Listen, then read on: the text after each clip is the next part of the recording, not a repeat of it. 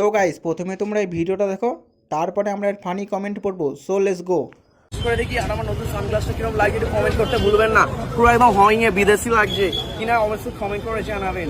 তো ফার্স্টে বন্ধুরা এইখানে স্পেশাল এই যে সেই ঝুরঝুরে নরম তুলতুলে পরোটা দিয়ে দিলাম, একটু নিয়ে ঘুরিয়ে নেব।